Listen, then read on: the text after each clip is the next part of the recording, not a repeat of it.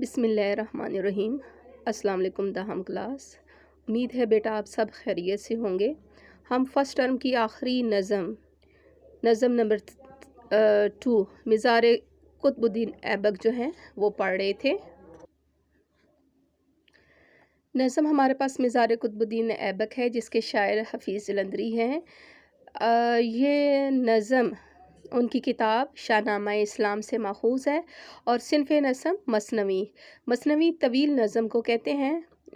ایسی نظم طویل نظم جس میں کوئی جنگی قصہ جنگ کے حالات و واقعات یا کوئی داستان قصہ کہانی جو ہے بیان کی جائے۔ مثنوی کا ہر شعر جو ہے وہ آپس میں ہم قافیہ اور ہم ردیف ہوتا ہے، یعنی ہر شعر کا قافیہ اور ردیف دوسرے شعر سے مختلف ہوتے ہیں۔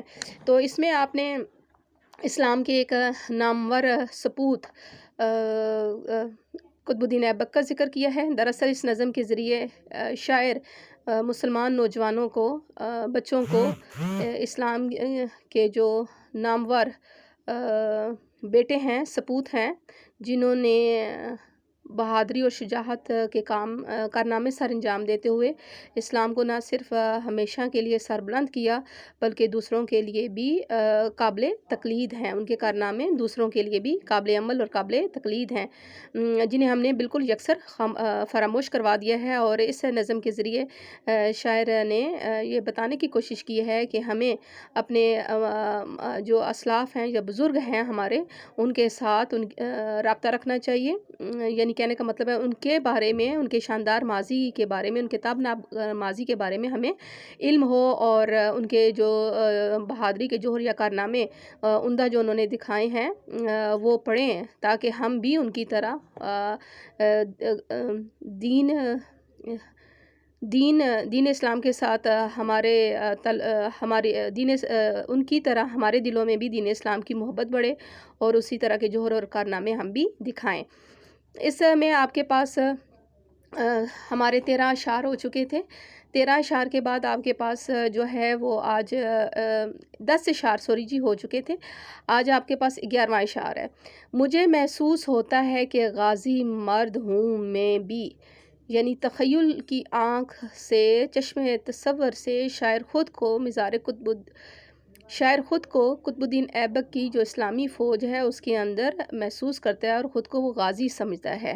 ٹھیک ہے، غازی مرد سے مطلب اللہ کی راہ میں جہاد کرتے ہوئے جو زندہ فتح یاب ہو کر لوٹ آئے۔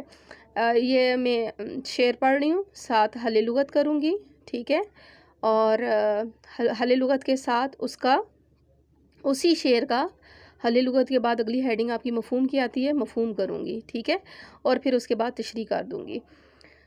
اچھا، مجھے محسوس ہوتا ہے کہ غازی مرد ہوں میں بھی، پرانے لشکر اسلام کا ایک فرد ہوں میں بھی۔ اب یہاں پر غازی مرد سے ایک ہی حل لغت آ رہی ہے کہ اللہ کی راہ میں جہاد کرتے ہوئے جو زندہ فتح یاب ہو کر لوٹ آئے۔ پرانے لشکر اسلام یعنی مراد قطب الدین ایبک کی فوج کا ایک فرد ہوں میں۔ اب یہاں پر آپ کے پاس اس شعر کا مفہوم کیا ہو جائے گا کہ شاعر کو ایسا محسوس ہوتا ہے، یعنی شاعر چشم تصور سے دیکھتے ہیں کہ وہ بھی اسلامی لشکر میں شامل ہیں، وہ بھی اپنے آپ کو ایک غازی مرد محسوس کر رہے ہیں کہ میں بھی غازی ہوں، اپنے آپ کو غازی محسوس کر رہے ہیں۔ نیکسٹ آنا جی، اہم شعر ہے آپ کے پاس۔ شہادت کے رجز پڑھتا ہوں میدان شہادت میں۔ شہادت اللہ کی راہ میں جان قربان کرنے والا مرد، ٹھیک ہے۔ رجز، اس کا اچھی طرح آپ کو معنی آتا ہو، جنگی اشعار۔ رجز کا معنی کیا ہے؟ جنگی اشعار، جنگی ترانہ۔ بیٹا ماضی میں فوج کا حوصلہ بڑھانے کے لیے یہ جنگی ترانے، جنگی اشعار پڑھے جاتے تھے۔ میدان شہادت میں، شہادت کے میدان میں یعنی میدان جنگ میں۔ رجز پڑھتا ہوا بڑھتا ہوں ارمان شہادت میں۔ ارمان خواہش، ارمان شہادت، شہادت کی خواہش، یہ آپ کے پاس مرکب اضافی آ رہا ہے، ٹھیک ہے، شہادت کی خواہش میں۔ تو اب اس میں آپ کے پاس مفہوم کیا ہو جائے گا؟ مفہوم ہے کہ اور رجز پڑھتا ہوا، جنگی اشعار پڑھتا ہوا شہادت کی آرزو میں آگے بڑھ رہا ہوں. ٹھیک ہے، آپ کے پاس ان دونوں جو مصرے ہیں شعر کے، اس کا کیا آ جائے گا کہ میں بھی جنگی اشعار یا جنگی ترانے جو ہیں وہ پڑھتے ہوئے میدان جنگ میں شہادت کی آرزو میں آگے بڑھ رہا ہوں. نیکسٹ ون ہے جی آپ کے پاس اگلا شعر. عظیم الشان ہوتا ہے یہ منظر پاک بازی کا. عظیم الشان، بڑی شان والا، یہ منظر نظارہ، یہ منظر نظارہ، پاک بازی نیک نفسی، پاک بازی نیک نفسی کا، شہیدوں کی خاموشی غلغلہ مردان غازی کا. شہید خاموش ہیں، پرسکون ہے اللہ کی راہ میں جان دے کر. غلغلہ، غلغلہ شور و غل، غلغلہ شور و غل، مردان غازی،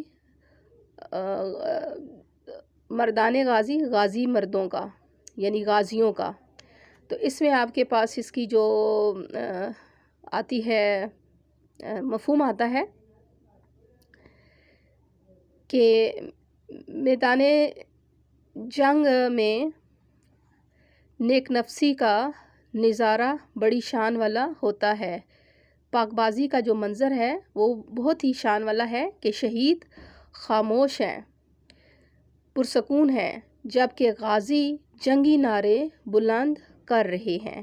ٹھیک ہے، شور و غل اب یہاں پر چیخ و پکار نہیں ہے، جنگی اشعار، جنگی یا نعرہ تکبیر اللہ اکبر کی صدائیں لگا رہے ہیں. ٹھیک ہے، یہاں پر غلغلہ سے مراد آپ کے پاس کیا آ جائے گا، جنگی نعرے بلند کر رہے ہیں.